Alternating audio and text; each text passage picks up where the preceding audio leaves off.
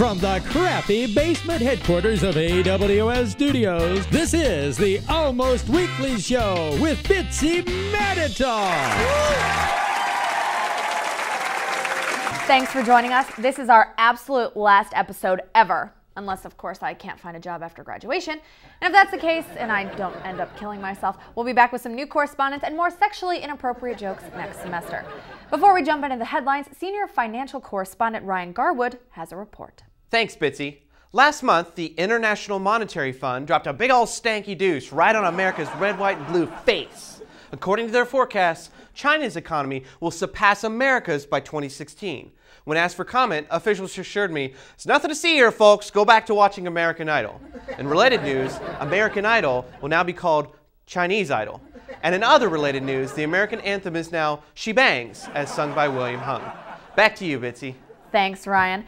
National headlines this week were blown up with stories reporting the death of Osama bin Laden. People around the nation rejoiced with the news as President Obama interrupted Donald Trump's reality TV show, Celebrity Apprentice, to make the official announcement. Just as an aside, my heart absolutely aches for those 72 virgins encountering Osama right about now. Mariah Carey and Nick Cannon welcomed a new baby girl and baby boy into the world last week. They named the little boy Moroccan and the little girl Monroe, officially stealing away the worst baby names ever trophy from Gwyneth Paltrow. And yes, little Apple did cry. She said that she felt like she'd been blown to the ground and was all bruised about it. Sorry, some idiot asked if I could incorporate a funny pun into the broadcast, but the sad thing is there is no such thing as a funny pun.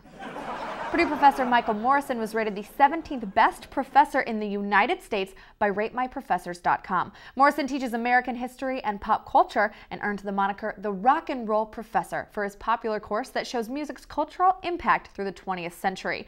Not making the outstanding professor list were several of my former instructors, including Awkward Pauses Professor, the My Breath Smells Like a Dumpster Professor, and last but not least, the I'm Staring at Your Boobs Right Now Professor. Which, seriously, you're 50, not gonna happen.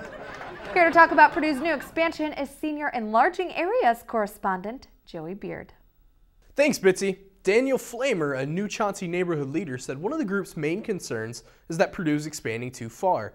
Flamer said Purdue promised they wouldn't expand east of Northwestern, but now all we can see is Wang.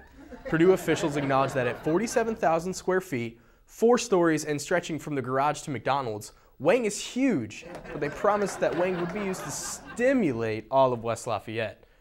Jessica Porkin, a sophomore in the College of Liberal Arts, says the whole thing has left a bad taste in her mouth, and that since Wang isn't going anywhere, she'll probably just have to take it. Other members of the new Chauncey neighborhood are trying to clarify, saying that they don't hate Wang, they just wish Purdue would stop jamming it down their throats. Bitsy, it seems to me that Wang is so big, it's getting hard to swallow. Back to you. Thanks, Joey, not only for that oddly arousing piece, but for being my right-hand man.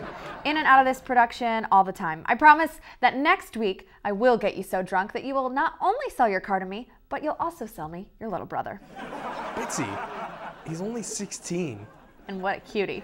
Also, thanks to Scott, Tony, Jen, and Katie for helping me start this project. At least Jack and Ryan, you guys have been great, even when Tony tried to talk you into that swingers club. Freddie, who is our voice guy, even after his passing. Freddie, I love you. I miss you. To everyone who watches the show regularly, all 50 of you. And last but not least, to Doug Prime, who even on his worst day wrote the best damn jokes I've ever had the pleasure of reading. I'm Bitsy Maditar, and that's it.